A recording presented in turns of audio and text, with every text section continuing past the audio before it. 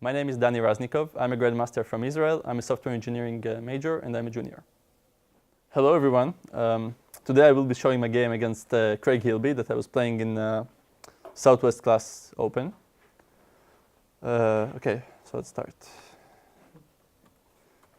So Hilby was playing d4, a very solid player, so I was thinking how can I try to provoke him to get into complicated position.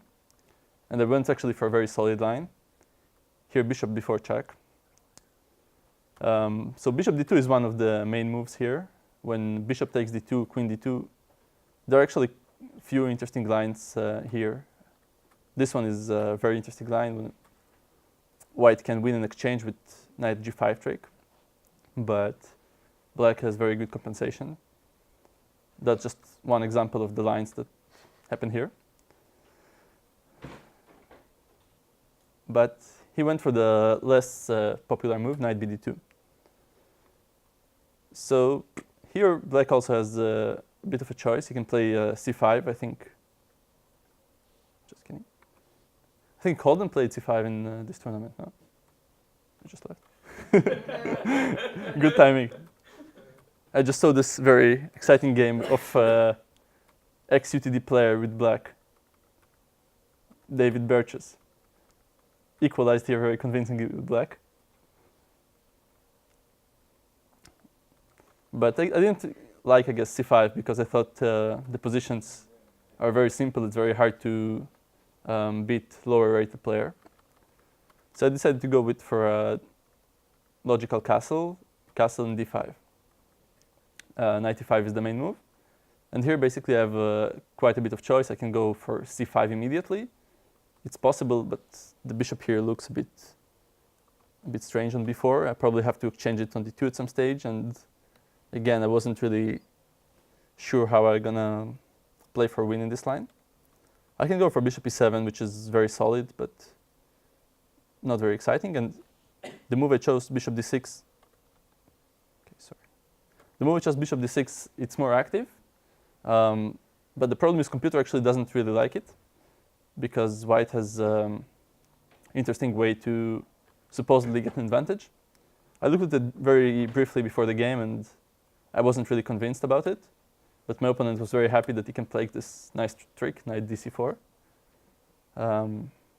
Obviously, if I take, I lose the bishop on b7. So I don't really want to let him exchange my bishops. I play bishop e7, knight e3, and rook e8.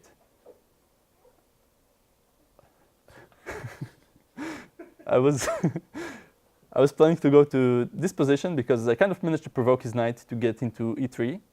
So in the very short term, it looks like the knight can go to f5 and be very effective.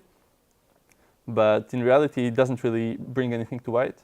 This is a game of Akobian against Hansen, was played recently in the Chess Pro League.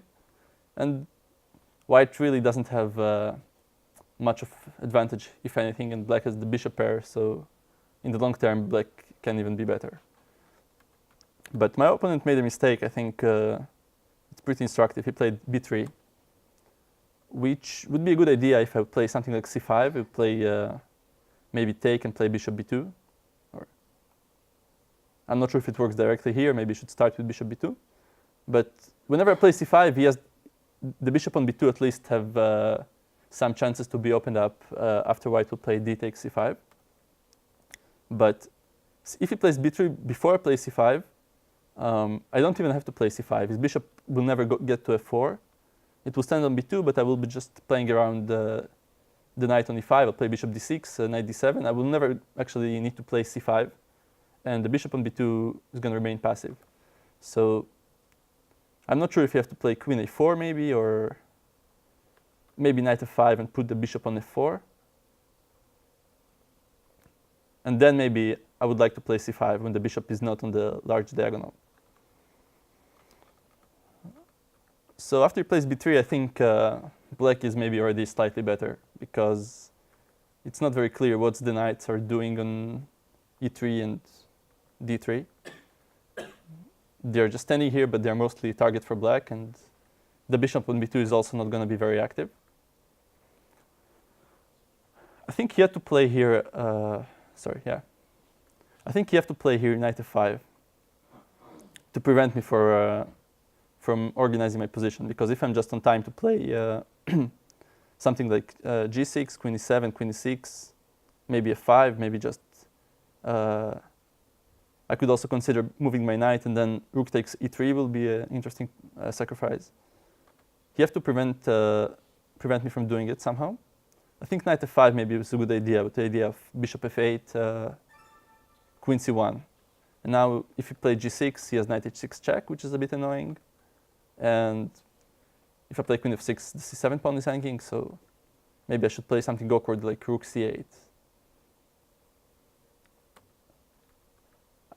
I still think black is doing very well here, but at least white is trying to do something with his knight and justify all this knight d2, c4, e3 jumps. But he went for knight g4, and I can play here something normal like queen e7, and after here play f6 and let him put his knights in place. I think black is fine here, but at least white pieces don't look too stupid. So I decided to play f6, even though I weaken all my light squares and the pawn on d5, like the e6 square. His knights are really in trouble now. I'm trying to play h5, h4 at some stage, don't really allowing him to entangle his pieces. So he played b4, played queen e7, he played a3, protecting the pawn on b4, queen e6. And now already he's a bit of trouble. He cannot go back to e3 because knight takes f2 works for me. I'm a pawn up. Maybe it's maybe actually white can try to hold this position somehow, but he's a pawn down, so it's not very pleasant to play. Was h5 possible instead of Queen e6. was that similar? Here I think knight f5 take. Yeah, just pawn up. Maybe it's similar, right? Queen. Maybe knight takes e5. Sorry? Knight takes f2, knight takes e5. Of course. That's what I thought. Yeah, that's nice trick. Now if take, then I would probably take, and I can take on b7, I think. And obviously if it takes on Yeah, it's a check. yeah, I take. Yeah, so queen e6 is in general is a useful move to kind of protect the weak light squares. And he has to play f3, which is it's obviously concession for him. I was kind of disappointed that those sacrifices are a bit slow, so I have to go back. Rook e1. So it was kind of important here to not to get too carried away. For example, h5 and h4 immediately. He can just take, and it will take me a while to put my pieces on the right squares. I think here white is almost winning actually, because suddenly bishop h3 and d5 are threats, and white's pieces are actually very good placed. So h5 wouldn't work, and the computer likes c5, but I don't really get the point. I think it just against all what I was playing again earlier. I think white is very solid here. Probably still equal, but I didn't see why I should release the tension. So I played knight f8, maybe to bring it to g6 and support h5 and h4. He went for knight f4, queen f7, e3. So somehow the white knights, they still look very stupid, but at least he's very solid, and he kind of found a job for each of them. So he's not losing immediately, which I was very disappointed with. So I just kept improving my position. Rook e7, h5, knight f2, rook e8, rook e2, h4, and rook e1. Yeah, so nothing really exciting still happened. White is very solid. And again, I can play knight g6 and try to put pressure on f4 and the pawn on g3. I probably can get white to double his pawns with something like that, but even though I'm better here, it's very difficult to to see how I'm going to convert it. Maybe I should have to play c5 at some stage, but he will just probably have to ignore that and try to stay as compact as he can. So I decided to play knight gh7. Now g5 is an idea. Maybe I should have started with knight gh7 actually here, not allowing him the option that he had in the game. Yeah, so that was the game. And now he plays knight g4. So again, if I play knight g5, knight h6 is an unpleasant fork. So I play king h8, and now we can have queen d3, which he played. Also e4 would be an interesting move. It looks as if I'm winning some material attacking this pawn, but he's just in time to play bishop c1, knight h4. And e5 is an option, but he can also play bishop h1. But I think at some stage we're going to get into a similar position to that, when I'm still better, but it's not really clear if I'm going to be able to break through.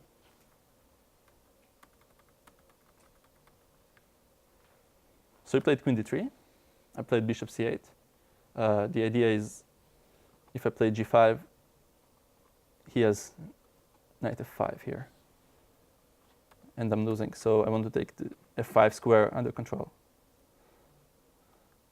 So bishop c8 is actually, I blundered this idea, which my opponent considered for a really long time. And when I saw the line, I was like, wow. So knight takes d5 was a chance that I completely missed, but my opponent was calculating quite a bit before he decided to go against it. So his idea to play e4 and then e5. My bishop has no good squares, so it's going to be lost. So I have queen g5, e5, bishop g4. That looks as if I'm winning, because I have the nice idea bishop f5 here. And I'm keeping the piece, but he can play rook takes c8, bishop d3, d7, bishop b5. He makes a new queen, and the last move is queen d2, and he's losing his bishop now. So he calculated all of that? No, I don't think so. I think he wasn't convinced with something else. I'm not sure if he saw all that, or maybe he stopped after queen g5 and bishop g4, which I would probably stop here about. He decided to improve his position and to make the move b5. But I thought queen b5 is actually a good move. I was actually planning to go back to b7 and then thinking maybe find better plan. But turns out I can play g5 anyway. And if knight takes d5, I can play bishop d7. If queen c4, I'm just winning the piece here. And if he plays knight h6, it's going to be very similar to what happened in the game. So we decided to play, he decided to play b5 with the idea. So I guess after g5, he wanted to play knight takes d5, and then all the c4, e5 ideas are going to be stronger. But what he failed to realize is that in this case, I can just remove my queen, and because he played b5, I get the square c5 for the bishop, and it's check, and I'm just blocking the pawn. So after g5, he has to go for the other line that I calculated. So wait, were you threatening g5 on this position? I think I'm threatening g5, yeah. What will be the difference? Not this line, e4, e5. I mean, I have my pawn on d4. Yeah, but you have to make a move first. Yes, but I mean, you're not threatening g5. I'm not sure. Some waiting. Yeah, but your waiting move might give some different Yeah, tactical. I understand what you mean. Maybe bishop c3 or bishop a1. Okay, let's say bishop e1 is probably less risky. So g5. Oh. Yeah, but the thing is I can also consider taking here, maybe. And then how do you protect it? Oh, no, maybe I shouldn't. And then c6, I thought. And b5? g5. Oh, sorry. Yeah, Okay. maybe you can. We can check it, I don't know. I think g5 is a bit of a threat. Or maybe you can just take. Knight h. Actually, you can take your time. Maybe you can play a6, then b5 or c6. No, definitely I can take my time, but I'm just wondering if... Yeah, you're just better anyways. You cannot really move. Here. I'm not quite sure what's happening if I just play queen on e6. Am I winning a piece back? Oh, okay.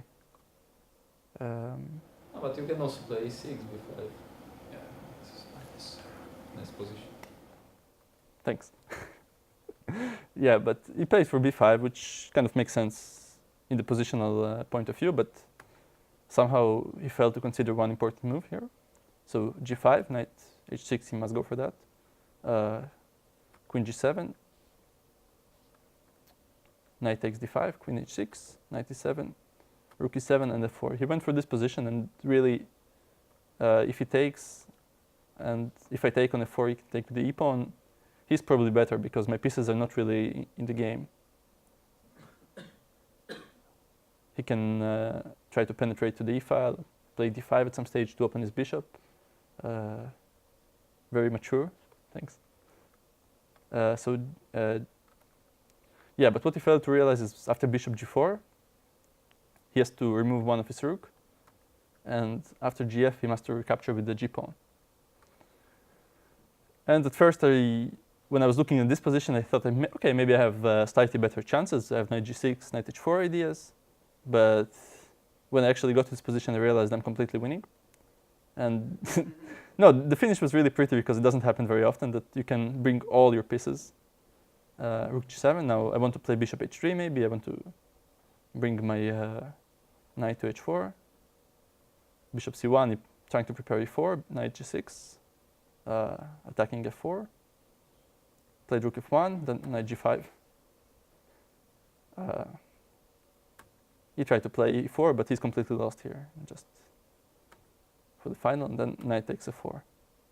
And I think this position is really pretty when all my pieces are basically against the king. So he played bishop f4, because rook f4, knight h2 check is winning. You have to take the knight, then open check, and if the king goes to h5, I take the rook on f1. If he goes to f2, I take the rook on f4. And oh, just kidding, it was in the game. Yeah, if you play bishop f4, then I take and play knight h3. And this position again, it's pretty much the same thing. Yeah, he played rook f4, knight h3, and he resigned here.